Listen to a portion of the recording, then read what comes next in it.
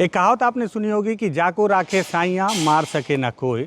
ये कहानी एक बार भैरमगढ़ के इस मंदिर में चरितार्थ हुई थी, तो मुझे लगा कि ये कहानी को आपको बताना चाहिए। वो भी मैं क्या बताऊंगा, जिसके साथ हुई थी पूरी घटना उसके मुंह से सुननी चाहिए। बस्तर में दरअसल माओवाद 4 दशक से है और 4 दशक से माओवाद और सरकार के बीच हो रही लड़ाई के बीच कई लोग पिस चुके हैं, कई लोग मारे जा चुके हैं, कई लोग मारे जा सकते थे लेकिन किसी तरह बच गए। ऐसी एक कहानी का मूक दर्शक गवाह ये मंदिर है। ये माँ दुर्गा का मंदिर, और बताते हैं यहाँ भगवान गणेश की बहुत ही पौराणिक मूर्ति है। तो इस पूरे माँ दुर्गा ने और भगवान गणेश ने उस पूरी कहानी को देखा है, और साथ ही साथ वो पीड़ित व्यक्ति भी हमारे साथ रहेंगे जो बताएंगे कि आप सोचिए कि एक ऐसा व्यक्ति जिस पर 5 राउंड माओवादियों ने फायर किया, 4 बार कुल्हाड़ी से वार किया, और ये बीजापुर का भैरमगढ़ का इलाका। और उस समय भैरमगढ़ ऐसा हुआ करता था कि यहाँ से आपको कोई भी व्यवस्था मिल पाए वो संभव नहीं है। लेकिन वो जिस लाइन से मैंने शुरू किया कि जाको राखे साइयाँ मार सके ना कोई, लेकिन भगवान की इच्छा थी कि आपको अभी बचना है, क्योंकि आप खुद भगवान के दरबार में बैठे हुए थे, तो शायद उन्होंने ही रक्षा की। ऐसा हो सकता है, जो लोग भगवान को मानते हैं वो ऐसा मान सकते हैं, और जो लोग भगवान को नहीं मानते हैं, नास्तिक हैं, वो सोच सकते हैं कि जो होना होता है वही होता है। तो क्या है पूरी कहानी, उस पर बातचीत करते हैं। पूरा सुनिएगा, रोंगटे खड़े कर देने वाली कहानी है और बहुत इंटरेस्टिंग भी है। नमस्कार, मैं विकास तिवारी हूँ, आप बस्तर टॉकीज़ देख रहे हैं।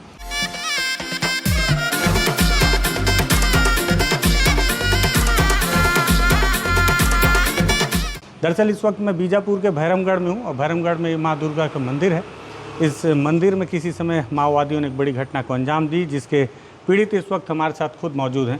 भैया, आपका परिचय बताएं सबसे पहले। मैं मुरली कृष्णा नायडू, और यहीं का निवासी हूँ, भैरमगढ़ का। तो भैया, सबसे पहले मेरे को वो पूरी घटना बताइए, ये किस तारीख की घटना है, क्या हुआ था इस मंदिर में, और कितने बजे की घटना है, कैसे कैसे कहाँ कहाँ हुआ, पूरी घटना आप बताइए। ये घटना का तारीख है भैया 16 अप्रैल 2 अप्रैल, सॉरी क्षमा चाहूँगा, हाँ, 2 मतलब अप्रैल। इतनी बड़ी घटना का तारीख आप कैसे बोल सकते हैं? जी 2 अप्रैल 2016 जी। क्या हुआ था उस दिन? उस दिन मेरी एक्चुअली शादी तय हो चुकी थी। हाँ। तो मैं खरीदी में रायपुर गया हुआ था और कार्ड भी बांटने गया हुआ था। तो क्योंकि मैं राजनीति से हूँ, उस समय मैं बीजापुर जिले का जिला अध्यक्ष था युवा मोर्चा का। अच्छा जी। पार्टी बीजेपी से। अच्छा, बीजेपी, भारतीय जनता पार्टी का युवा मोर्चा जिला अध्यक्ष था। और उस समय हमारे भैरमगढ़ के निवासी महेश गागड़ा जी वन मंत्री हुआ करते थे। और आप उनका बहुत खास भी जी। उस समय भैया का कार्यभार मैं ही देखता था। हाँ। बीजापुर जिले में। तो मैं कार्ड बांट के महेश भैया को, जब मैं हमारी जितनी मंत्रिमंडल है सबको दे के अपनी खरीदी करके मैं 1 तारीख के भैरमगढ़ पहुंचा, 1 अप्रैल के। और पहुंचने के बाद उस दिन मैं दिन भर घर ही में था, कहीं नहीं निकला। लेकिन 2 तारीख के शाम के मैं अपनी बुलेट लेके मंदिर में, जैसा नियमित डेली शाम के 7 बजे आरती होती है, तो उस आरती में शामिल होने के लिए गाड़ी को बाहर खड़े किया, अंदर आया। आने के बाद आरती हुआ। आरती होने के बाद हम लोगों का मंदिर उसी साल 2016 की इस मंदिर का प्राण प्रतिष्ठा हुआ था, बसंत पंचमी के दिन। अच्छा। फरवरी के। हाँ। तो सिर्फ 2 महीने हुए थे, तो कुछ कार्य बचे थे, जैसे ज्योतिर्लिंग, ये जोत जलाते हैं उसका काम, ये वो। तो मैं यहाँ बैठ के महेश भैया से चर्चा कर रहा था फ़ोन में कि भैया इसको जल्दी बनवा देते हैं, नवरात्रि, चैत्र नवरात्र में इसको जलाएंगे, इस टाइप का। और हम लोग यहाँ बैठे थे, मैं यहाँ बैठा हुआ था। अच्छा, यहाँ मैं बैठा हुआ था। कैसे? ऐसा करके, ऐसा इसमें टिक के मैं ऐसा बैठा हुआ था। और ये मेरे चाचा हैं, जिनको भी नक्सलियों का उस दिन टंगिया लगा था। तो चाचा यहाँ बैठे थे, ऐसे ही बैठे थे। मैं ऐसा बैठा हुआ था। पंडित हमारे हैं पंकज मिश्रा जी, ये बैठे हुए थे। एक हमारे और इनके ससुर जी हैं पंडित जी, वो भी बैठे हुए थे। और सब ऐसा चर्चा कर रहे थे। उतनी में वहाँ से 3 लोग चिल्लाते हैं गेट के पास से कि ओए इधर आओ, इधर आओ, ओए इधर आओ। हाँ, ऐसा, मतलब किसी का नाम नहीं ले रहे। ए इधर आओ बोल रहे हिंदी में। तो काला काला सा आदमी है। तो मैं बोला, समय क्या था? समय होगा 7:20 के आसपास। अच्छा, क्योंकि ये 7:45 अंधेरा हो चुका था। तो मैं बोला कि क्योंकि गांव वाले हम यहाँ पर जो राजनीति में हैं, तो जनरली रहता है कि जो नेतागिरी में उनको पकड़ के 20 रुपया दो, 10 रुपया दो वाली बात होती है। तो मैं सोचा मैं क्यों आऊँगा, तू इधर आ। मैं ऐसा बोला उसको। उसके बाद वो आया इधर यहाँ तक। मैं उसको नहीं देख रहा, मैं ऐसा ही बात कर रहा हूँ। अचानक वो पीछे से आया और अपने हाथ के पीछे से एक इतना बड़ा पिस्टल वो देसी था, देसी था मुझे तो नहीं मालूम, लेकिन गोलियां उसकी SLR की इतनी लंबी लंबी गोलियां, वो सीधा मेरे इसमें रखा पीठ पे, वीडियो में आप देखेंगे, और उसने फायरिंग कर दी ऐसा सामने ला के, बिल्कुल ऐसा। इसका CCTV फुटेज भी है? जी CCTV फुटेज भी है। मैं ऐसा बैठा था तो मैं उसको देख के शॉक हो गया, बिल्कुल मैं तो हिला ही नहीं। तो जैसे ही उसने कॉक किया, सब दबाया जैसे, तो गोली उसके ऊपर से नीचे गिरी। अच्छा, टाइल्स में फायर नहीं हुआ? फायर नहीं हुआ, टन करके आवाज आया। तो मैं अचानक अपना जो मैं वो बेहोश टाइप का हो गया था, अचानक मैं उठा, अरे ये तो मेरे को मारने आया है।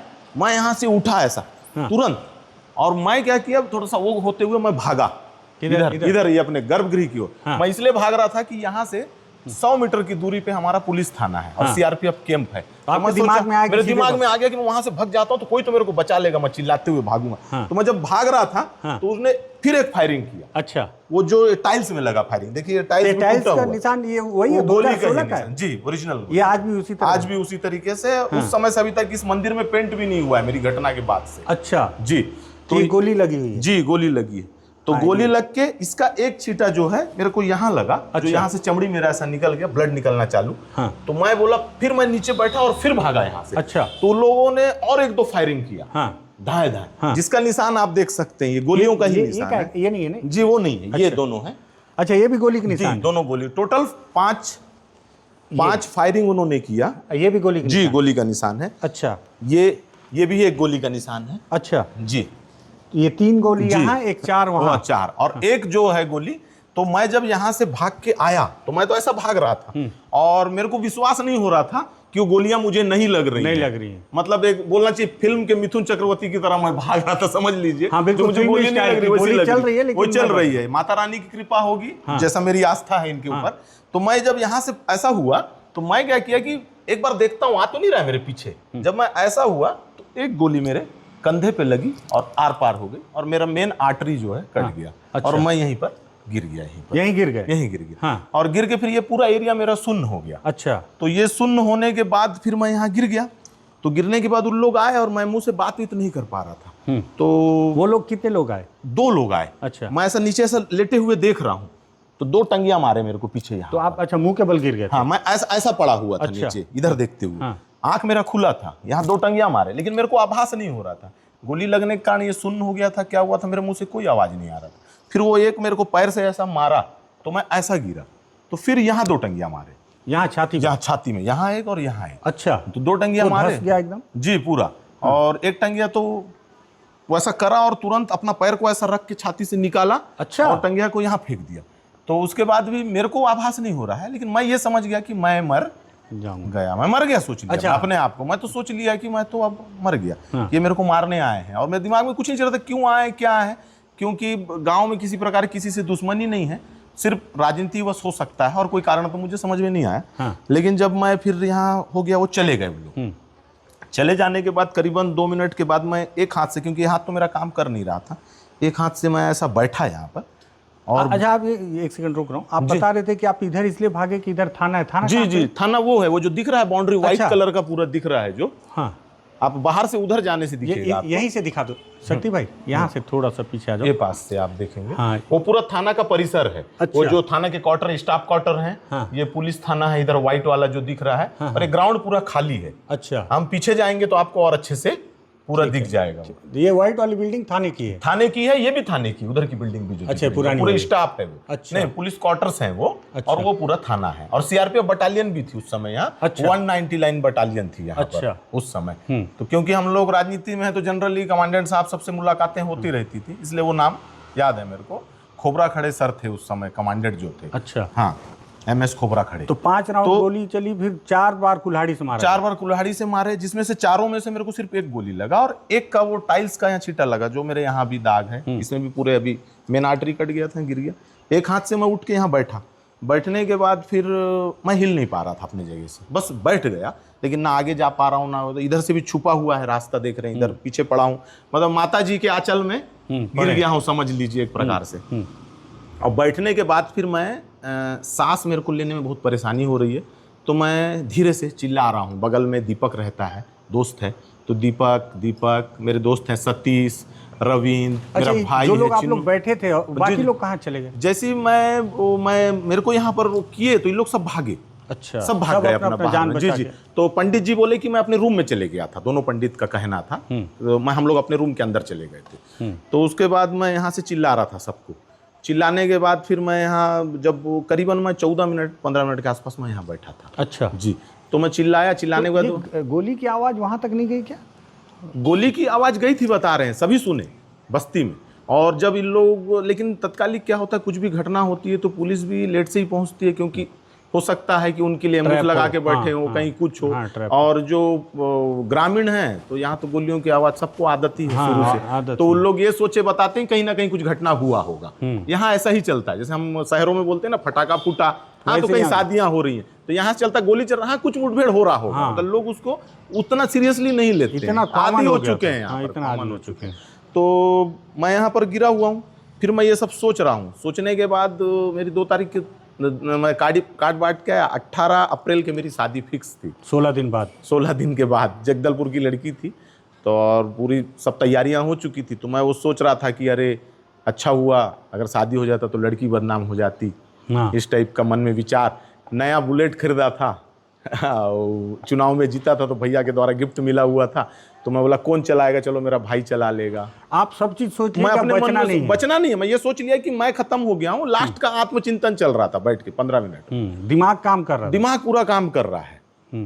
उतनी में 2 एसपीओ आते हैं, एक का नाम राजू मरकाम है और एक सोमेश कुछ नाम है। तो वो दोनों यहाँ खड़े हुए और मेरे को देखे और बोले कि अरे ये तो मुरली भैया को गोली मार दिए हैं, बोल के वो अपना थाने में इन्फॉर्म कर रहे होंगे। तो मैं उसको बोला कि भैया तू थाना में फ़ोन बाद में लगा, मेरे को हॉस्पिटल लेके जा, मैं ऐसा बोला।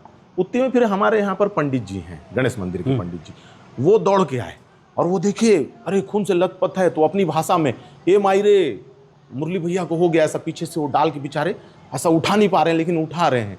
तो उतने में फिर सब दोस्त यार जो भी गाँव के ग्रामीण थे उन लोग आ गए, मेरे को यहाँ से उठा के फिर लेके गए बाहर। और बाहर ले जाने के बाद फिर उधर से विक्रम भैया की गाड़ी आ रही थी, वो खुद चला रहे थे। विक्रम मंडावी जो वर्तमान में विधायक हैं यहाँ के, उनकी गाड़ी आ रही थी, बोलेरो थी वो। क्योंकि मैं पूरे होशावास में था, भले मेरा ये काम नहीं कर रहा था लेकिन मैं सभी को पहचान रहा था, बात कर रहा था, सब हो रहा था। तो मेरे को दर्द नहीं हो रहा, कुछ दर्द नहीं हो रहा। अच्छा, पूरा सुन्न हो गया होगा, कुछ भी दर्द नहीं है। लेकिन ये काम नहीं कर रहा, बस ऐसा लटका है। सबको एक ही चीज बता रहा हूँ, ये हाथ मेरा काम नहीं कर रहा है। और ये भी नहीं पता है कि कितना कटा है, कुछ भी पता नहीं है। और ब्लड पूरा बह रहा है, ये भी नहीं पता, कुछ भी नहीं। और फिर मेरे को गाड़ी के बीच सीट में डाले उन लोग और यहाँ से हमारा प्राथमिक स्वास्थ्य केंद्र है उसमें हमको लेके गए। ले जाने के बाद वहाँ डॉक्टर तोमर जो मेरे पहले से भी परिचित, क्योंकि लोकल जगह है तो सब एक दूसरे से परिचित रहते हैं, तो वो फिर जो ट्रीटमेंट उनका करना था वो किए। फिर लाइनअप जो हुआ वो आगे महेश गागड़ा जी वन मंत्री थे ही, उनके लाइनअप से जगदलपुर की व्यवस्थाएं बनी पूरी। मेरे को यहाँ से लेके गए जगदलपुर, वहाँ से फिर हेलीकॉप्टर की व्यवस्था थी। बताते हैं कि आप उस समय पहली बार रात को हेलीकॉप्टर जी, मेरे को ये बाद में पता चला। वहाँ के सीआरपीएफ आचार्य जी हैं, अभी भी हैं वो एयरपोर्ट पे। तो हाँ जी जी, तो वो मेरे को बताया एक बार, जब मैं मेरी घटना होने के बाद मैं वापस आया, पहली बार भैया मेरे को हेलीकॉप्टर से भैरमगढ़ दिखाने लाए, तब उन्होंने मुझे बताया कि ये घटना पूरे छत्तीसगढ़ में पहली बार रात के चौपर चला है आपके लिए। अच्छा। और उसके बाद से अब जवानों की भी जिंदगियां बच रही हैं। उसके पहले रात में नहीं चलाया जाता। अच्छा। था वो पहला ऐसा बोल रहे थे जी, ऐसा वो मेरे को बता रहे थे। वो कितना सत्य है वो जान ये सकते तो खैर जांच का है। जी जी। तो फिर उसके बाद फिर आपको कहाँ ले गए? मेरे को वहाँ से फिर ले गए रायपुर एयरपोर्ट। वहाँ महेश भैया पहले से उपस्थित थे और वेदांता से भी एयर एम्बुलेंस आई हुई थी जो मेरे हेलीकॉप्टर के बगल में खड़ी थी, मैं देख रहा था। और वहाँ से उतरे, फिर भैया बोले रामकृष्णा केयर जाना है हम लोगों को। रामकृष्णा केयर हॉस्पिटल लेके गए मेरे को। फिर वहाँ मेरे होश में थे आप? मैं पूरा होश में था। डॉक्टर मेरे को पूरी जायजा जो पूछ रहे थे, विनोद आहूजा जी थे, काडला सर थे, नवीन सर थे, मैं सबको बता रहा था अपने बारे में। फिर जैसे ही वो मेरे को एनेस्थीसिया दिए तो मेरे को उसके बाद होश नहीं है। दूसरे दिन मैं रात के शाम के 5 बजे मुझे होश आया, तो मुझे पता चला कि मैं बच गया हूँ, क्योंकि तब तक तो ये स्थिति थी नहीं क्या हो रहा है। तो फिर महेश भैया बताया कि कंप्लीट ब्लड लॉस हो चुका था, 18 बोतल तुमको खून लगा, 10 घंटे का ऑपरेशन हुआ।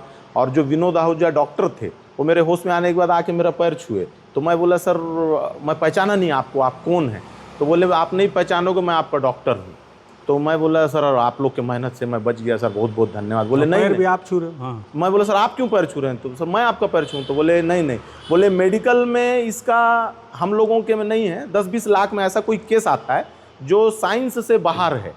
आपका कंप्लीट ब्लड लॉस हो चुका था, आप एक बूंद भी ब्लड नहीं था, हार्ट पंपिंग कर रहा था, आप होश में बात कर रहे थे, ये हम लोगों के लिए शॉकिंग है। आपका हार्ट चोक हो जाना था, आप हार्ट फेल में मर जाना था, आपको बेहोश हो जाना था, आप कुछ भी नहीं थे, पूरा ब्लड नहीं है, लेकिन हम लोग आपका हार्ट देख रहे थे, आपका पंप कर रहा था। तो ये हम लोगों के लिए ये शॉकिंग न्यूज़ है। ऐसा चमत्कार बहुत कम होता है, उनका कहना। उनका तो अभी क्या स्थिति है आपकी? अभी वर्तमान स्थिति ये है कि उसके बाद से मैं राजनीतिक कैरियर से बाहर हो गया। अच्छा जी, अब आप नहीं है बीजेपी? जी नहीं, बीजेपी में हूँ, लेकिन जो मैं एक मान प्रतिष्ठा इस जगह पे मैं बना के प्रदेश स्तर तक मैं अपनी राजनीति करता था। उसके बाद 2018 के चुनाव हुआ, महेश भैया का। शादी का क्या हुआ? शादी फिर मेरी, हाँ, उसके बाद फिर वहाँ मैं 16 दिन हॉस्पिटल में था। 16 दिन हॉस्पिटल जैसी मेरा ख़त्म हुआ, मेरे को डिस्चार्ज किया गया। ये हाथ मेरा काम नहीं करता था, टोटल कंप्लीट पैरालिसिस था ये, तो ये हाथ को मेरा ऐसा बंधा हुआ था। मैं घर पहुँचा तो महेश भैया के घर में, बंगले में, रायपुर में, शंकर नगर में, पूरा व्यवस्था पहले से तैयार थी। वो मेरी सेम डेट पे, जिस दिन मेरी शादी कार्ड में छपी थी, उसी डेट पे वो लड़की वालों को बुला लिए थे। मेरे घर वाले पहुंच चुके थे, मुझे मालूम नहीं था इसकी जानकारी। और मैं वहाँ पर, मेरे को ला के बैठाए पंडितों के बीच में, और पूरे मंत्रिमंडल, डॉक्टर रमन सिंह, केदार जी, ब्रिजमोहन जी सब थे। ब्रिजमोहन जी ने कन्यादान किया, महेश भैया मेरे तरफ से थे। फिर मेरा वहाँ विवाह हुआ और मैं सबको धन्यवाद किया कि मेरा जान बच गया। ससुराल पक्ष के लोग तैयार थे? जी, पूरा नहीं लगा कि किसके साथ शादी कर रहे हैं? नहीं, ससुराल पक्ष का मैं मेरी सासू माँ को भी धन्यवाद दूंगा, और मेरी जीवन संगनी भी, जो इस अवस्था में भी मुझे नहीं छोड़ी। हाँ, ये सरिता नायडू, शादी नहीं हुआ है, उससे पहले कांड हो रहा है, तो कौन जाए? वो उसका कहना था कि मैं इन्हीं के साथ रहूंगी। अच्छा, मैं मतलब जो तय हो गया है, तो फिर उनकी माता जी भी एग्री थी, जबकि उन लोग उसको बोले माने कि अब ऐसा हो गया है, मत करे, बचेगा नहीं बचेगा, एक हाथ काम कर रहा है नहीं कर रहा है। बोले नहीं, इस हालत में अब मैं नहीं। अभी अब शरीर एकदम स्वस्थ है? जी, मैं 2 साल इसका ट्रीटमेंट करवाया, और 2 साल डॉक्टर मनीष तिवारी हैं रायपुर में, फिजियोथेरेपिस्ट, उन्होंने विश्वास दिलाया, बोला कि 7 से 8 महीने में रीजनरेट होकर वापस होगा। उन्हीं के पास 2 साल ट्रीटमेंट कराया, वहीं रह के रायपुर में, और महेश भैया के पूरे सहयोग से, उन्हीं का फंड, उन्हीं का पैसा, सब उन्हीं का लगा, वही मेरा ट्रीटमेंट कराए, और मैं फिर ठीक हो गया। तो अब आप यहाँ भैरमगढ़ रहते हैं? वो मैं आपको बता रहा था कि 2018 का चुनाव था भैरमगढ़ में। हम लोग 3 महीना पहले ही आ चुके, रायपुर से यहाँ शिफ्ट हो गए, और होने के बाद मैं यहीं रहना चालू कर दिया। वो चुनाव नवंबर में हमारा इलेक्शन हुआ, दिसंबर में हमको पता चला कि भैया चुनाव हार गए, और मैं 3 महीना और रुक गया यहाँ पर, अपने घर में सोना चालू कर दिया। उस समय मेरे को X श्रेणी का सुरक्षा था मेरे पास, तो 2 लोग मेरे पास घर में रहते ही थे, 2-4 लोग। तो अचानक शाम के कुछ लोग टंगिया लेके घेर लिए घर को, तो उन लोग तुरंत फ़ोन किए, तो फोर्स पहुंच गई। तो मैं बोला कि ये तो मैं दोबारा बच गया हूं, तो अब यहाँ रहना उचित नहीं है। तो मैं यहाँ से उसी दिन, कितने लोग घेर लिए होंगे? करीबन 40-50 लोग थे। घर कहाँ है आपका? घर मेरा यहाँ से 1.5 किलोमीटर में पावर हाउस के सामने है। आउटर पे? आउटर पे है वो घर। क्योंकि मैं 3 महीना था, तो थोड़ा सा भय खत्म हो गया था शरीर से, और चुनावी माहौल में भी घूम लिया था। तो उसके बाद मैं तुरंत जगदलपुर भागा, और भाग के 3 दिन के अंदर वहाँ घर जो भी रेडी पोजीशन था उसको लेके शिफ्ट हो गया। आज 7 साल से मैं जगदलपुर में शिफ्ट हूँ। तो अभी आप यहाँ आए, तो यहाँ उसके बाद मैं सुरक्षा भी हटा दिया अपना, क्योंकि मुझे ज़रूरत नहीं समझा मैं, क्योंकि ऐसा कुछ कर नहीं रहा था कि सुरक्षा, सरकार का पैसा व्यर्थ किया जाए। और बाकी राजनीति से जुड़ा हुआ हूँ, और कुछ यहाँ के जो भी काम रहते हैं, महेश भैया कुछ रहते हैं फ्लैग से संबंधित है, कुछ रायपुर का काम है, तो वो सब चीज़ों को देखता हूँ। नहीं तो मैदानी क्षेत्र को छोड़ दिया हूँ। यहाँ खतरा महसूस नहीं होता? अब खतरा तो है, लेकिन थोड़ा सा अब मन में एक वो आ गया है, भाव आ गया है कि माता रानी बचाई है, तो अब ऐसा कुछ नहीं, वही बचाई है, तो अब उसी के लिए जीवन है। नवरात्रि में भी आके मैं यहाँ रहता ही हूँ 9 दिन। हमें अभी भी भैया भी रहते हैं, उनकी सिक्योरिटी भी रहती है, और अभी घर में नहीं सोता हूँ। जैसे कभी यहाँ रुकना हो गया, किसी दोस्त के यहाँ सो गया, अभी भी नहीं सोते? रेस्ट हाउस में सो गया, अभी भी वही स्थिति है। मतलब किसी को नहीं पता रात को? हाँ, रात के कहाँ, और जनरली सुबह आके शाम के चले ही जाता हूँ। अच्छा जी, तो आज भी चले जाएंगे? जी, आज भी चले जाऊँगा। ठीक है जी। तो अभी कैसे देख रहे हैं, मतलब 2016 में जो स्थिति थी माओवादियों की, जी जी जी, अभी देख रहे हैं कि काफ़ी बैकफुट पर हैं? मार डिवीजन ने भी हथियार रखने की बात कही। काफ़ी बैकफुट पर हैं, और ग्रामीण भी बताते हैं कि भैया अब वैसी स्थितियां नहीं हैं, लेकिन मेरे को तो अभी भी डर लगता है कहीं जाने के लिए। जी, क्योंकि जब तक पूरी स्थितियां क्लियर नहीं हो, क्योंकि मेरे दूध का जला छाछ कोई फूक के पीता है, तो वो स्थिति में अभी भी जैसे कोई ग्रामीण अभी जैसे झोला लेके पहुंचता है अगल बगल से, जैसे मैं बस स्टैंड में खड़ा हूँ, हाँ। तो मैं डर जाता हूँ कहीं इसके अंदर बंदूक तो नहीं है, कहीं निकाल के मार, क्योंकि यहाँ तो हर चीज यहाँ स्थित, हाँ ठीक बात, टंगिया लेके ऐसा घूम रहा है, अचानक 2 बार सिर में मार के चले गया तो क्या करें। अच्छा, एक और चीज कि मैंने देखा है अभी बीच में शिक्षा दूत की भी हत्या की माओवादियों ने सिलगेर में। जी जी, जब मैं वहाँ गया था देखा, पता नहीं आपकी सिर्फ किस्मत ही है कि उन्होंने कुल्हाड़ी आपके सीने पे मारी, नहीं तो गर्दन पे मारते। सिर्फ चमत्कार है, नहीं तो हमेशा वो सर पे ही मारते हैं, जितनी भी घटनाएं देखें, सर पे और गर्दन पे ही मारते। जी जी, क्योंकि वहाँ मारते तो हेलीकॉप्टर और कुछ भी काम नहीं आता, और उसका कुल मिला के बचना था, माता रानी की कृपा से। तो दादा भी यहीं थे। जी जी, दादा से थोड़ा सा बात कर लेते हैं माइक। दादा नमस्ते। नमस्कार। क्या शुभ नाम दादा आपका? मेरा नाम शिव शंकर पांडे है। उस दिन आप यहाँ बैठे थे, तो जब भैया को गोली मार रहे थे तो फिर आप कहाँ गए, किधर गए? नहीं, मैं तो यहीं खड़ा था, जब ये गिरे वहाँ जा करके। तब तक आप खड़े थे? तब तक खड़ा था। हाँ। देखा था, क्योंकि घबराहट तो थी, इधर उधर देखा भागने का। तो जब वहाँ ये गिरे उसके बाद फिर मैं क्या सोचा, निकल के भागना चाहिए, घर पहुँच जाऊँगा पास में। तो यहाँ से निकल के जा ही रहा था कि वो कोने में एक कोई खड़ा रहा, तो वो वहाँ से चला दिया। क्या दौड़ के जा रहा था? आपको भी मारे थे? ये यहाँ पर लगा था। अच्छा, ये निशान अभी भी है ये कुल्हाड़ी का? ये कुल्हाड़ी का निशान। तो फिर तो वहाँ कितने लोग खड़े थे बाहर? वहाँ वो अंधेला था, एक मेरे को लगता है एक ही खड़ा और रहे होंगे इधर। और यहाँ कितने लोग रहे होंगे? जो भैया के पीछे, भैया के पीछे 3 लोग? 3। अच्छा ठीक है। और तो उसके बाद फिर आप कहाँ गए जब कुल्हाड़ी मारे? तो सीधा घर भागा मैं। फिर भी ऐसा पकड़ के, हाँ ऐसा पकड़ के, खून निकल रहा था, ऐसा पकड़ के घर गया। घर में फिर अपना ये आए दोनों, विक्रम और चिन्नू, है ना। फिर आपको भी ले गए हॉस्पिटल? हाँ, मेरे को बोले चलो पहले बैठो। मैं बोला नहीं, पहले उनको जाओ, ले जाओ, उनको खूब लगा है, उनका इलाज पहले होना चाहिए। बोले नहीं आप भी बैठो, चलो हॉस्पिटल चलते हैं, सब पकड़ेंगे बोले। फिर वहाँ से मेरे को बिठा कर लाए, फिर इनको यहाँ से लिए, फिर हॉस्पिटल गए। ठीक है।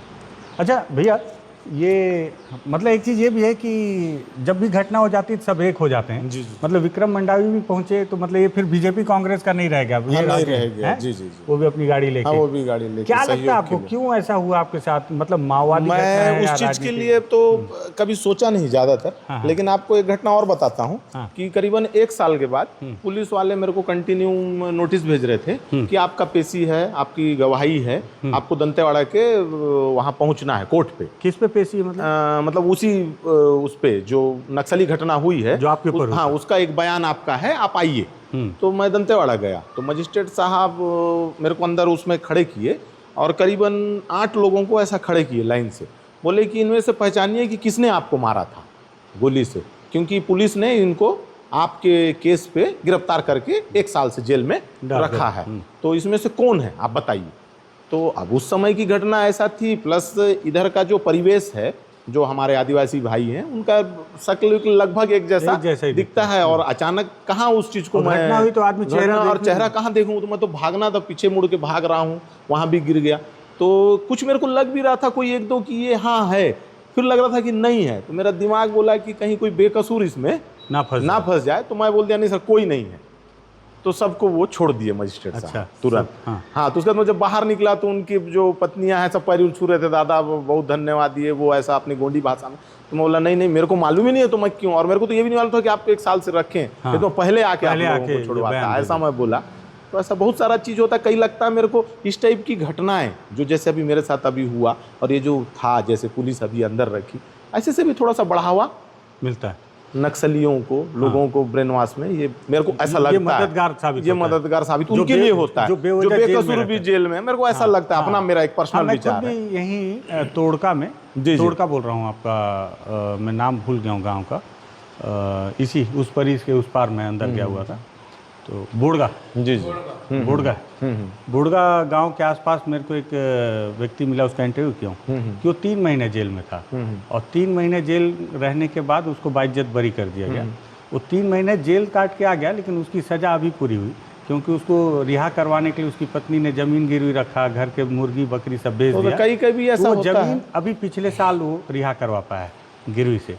तो ऐसे में आदमी जब नेगेटिव रहता है तो, लेकिन आपको क्या लगता है इसके पीछे राजनीतिक था ये, या मेरे को राजनीति ही लगता है। अच्छा, क्योंकि शुरू से माओवादी बीजेपी को टारगेट करते रहे हैं, और मैं भारतीय जनता पार्टी से था ही, महेश भी अभी थे, उस समय हमारी गवर्नमेंट थी, 15वां साल भी चल ही रहा था, तीसरा कार्यकाल था रमन सिंह जी का भी। और क्षेत्र में घटनाएं तो शुरू से होती रहती थी, अब जब से नक्सली मूवमेंट चल रहा है तब से कम हुआ है। तो पहले तो घटनाएं आम थी, तो किसी को भी कोई भी मारता था वो अपना दहशत, उनका एक टारगेट रहता था जो मुख्य, हमेशा आप उनका एक पैटर्न देखे होंगे, उनको दुश्मनी किसी से नहीं रहती है। अपने अस्तित्व को बचाने के लिए या अपने दहशत को फैलाने के लिए वो एक मुखिया को टारगेट करते हैं। जनरली गांव में एक छोटा आदमी को नहीं मारेंगे, सरपंच को मारेंगे, जनपद अध्यक्ष को मारेंगे, जिला अध्यक्ष को मारेंगे। तो हो सकता है कि मैं जिला अध्यक्ष युवा मोर्चा था, भैया के कार्यभार को संभाल रहा था, तो एक बड़ा संदेश जाए, ऐसा होके भी उन लोग ये किए होंगे, ये मेरा सोच है। तो उस समय आप भी यहाँ थे? जी पंडित जी। अच्छा, पंडित जी से एक छोटा सा वर्जन ले लेता हूँ। पंडित जी, आपका क्या परिचय? जी, मेरा नाम पंकज कुमार मिश्र है। अच्छा, जब घटना हुई तो फिर आप कहाँ थे? जी, मैं भी यहीं बैठा हुआ था। हाँ। तो पहली उसी टाइम मंदिर बना था, उसी टाइम माता जी का मैं सेवा कर रहा था। तो देखा जैसे घटना, तो मैं कभी ऐसा देखा सुना तो था नहीं। मेरे को बड़ा वो लगा, और कुछ देर यहाँ मैं खड़ा था, जब पीछे भैया को दौड़ा करके ले गए। तो आप यहीं खड़े थे? मैं यहीं खड़ा था जी। इसके बाद जब पीछे दौड़ा करके ले गए तो फिर एक दो लोग और बैठे, पीछे हमारे ससुर जी का रूम है, इस साइड वो लोग चले गए, पीछे से मैं भी चला गया। उसके बाद ये लोग जब सब निकल गए, वो आए, ससुर जी हमारे आगे आगे आए, पीछे से हम लोग आए, फिर मुरली भैया को उठा करके रोड में ले गए, फिर गाड़ी आई उसमें ले करके आगे चले गए। तो वो दहशत अभी है कि ख़त्म हो गई? अब दहशत आपके मन में अभी भी नहीं, पहले शुरुआत में उस टाइम लग रही थी, उसके बाद धीरे धीरे जब कुछ दिन हो गए तो फिर धीरे धीरे लगता है कि माता रानी की कृपा है, कुछ नहीं हो गया, सब मन में सोचता रहता हूँ। ठीक है, धन्यवाद पंडित जी। तो ये देखिए, कई घटनाएं हुई हैं बस्तर में, और कई घटनाओं में कुछ के चश्मदीद नहीं मिलते, कोई जिसके साथ घटना होती है वो आज इस दुनिया में नहीं है, लेकिन ऐसी कई घटनाएं हुई हैं। माओवाद अब बहुत कमज़ोर हो चुका है, इस बात को अब माओवादी खुद मानने लगे हैं, और साथ ही साथ अब तो माओवादियों में लगता है 2 से 3 फाड़ भी हो चुके हैं। और क्योंकि जगन की चिट्ठी अलग आ रही है, वेणुगोपाल की चिट्ठी अलग आ रही है, कुछ समय के बाद बस्तर में ऐसा लगता है कि माओवाद सिर्फ एक भूली बिसरी यादें या कहानी के तौर पर ही याद की जाएंगी। लेकिन इस दौरान ऐसी घटनाओं को भी हर किसी को जानना चाहिए कि बस्तर के हर लोग ने, हर व्यक्ति ने किस तरह की कहानी, किस तरह की पीड़ा, किस तरह का दंश या किस तरह की मार झेली है। एक बड़ी घटना थी, और इस घटना के जो पीड़ित हैं वो खुद चश्मदीद हैं, और वो खुद यहाँ पर मौजूद थे उस पूरी घटना को बताने के लिए। तो मुझे लगा अपने दर्शकों को बताना चाहिए कि ऐसी घटनाएं भी हुई हैं, और मंदिर के प्रांगण में भी इस तरह के हमले हुए। लेकिन अब चमत्कार मानिए, क्योंकि डॉक्टर ने खुद माना कि ये चमत्कार था, और वो आज हमारे सामने जीवित हैं, खुद अपनी आप बीती बताने के लिए। मुझे लगा दर्शकों को भी ये कहानी बताना चाहिए। वो सबसे बड़ी बात ये है ना कि जाको राखे साइयाँ मार सके ना कोई, से मैंने इस बात की शुरुआत की थी। और एक लाइन और है कि होइए सोई जोन राम रचि राखा, कि जो राम चाहेंगे वही होगा। तो हो सकता है बहुत लोग मेरे इस बात से सहमत ना भी हों, लेकिन मैं ऐसा मानता हूँ कि होइए सोई जोन राम रचि राखा, जो राम चाहेंगे वो होगा। तो उन्होंने चाहा कि इनको भी जिंदा रहना है, इस कहानी को बस्तर टॉकीज़ में बताने के लिए। स्वस्थ हैं, हम इनके दीर्घायु होने की कामना करते हैं। और मुझे लगा कि आपको ये कहानी बताऊं। अगर आपको लगे ये कहानी और लोगों तक पहुंचनी चाहिए तो आप शेयर कर सकते हैं। लगे कि बस्तर टॉकीज़ में हम ठीक ठाक काम कर रहे हैं, ज़मीन पर जाकर मेहनत कर रहे हैं, सब्सक्राइब कर लेना चाहिए तो कर लीजिएगा। धन्यवाद।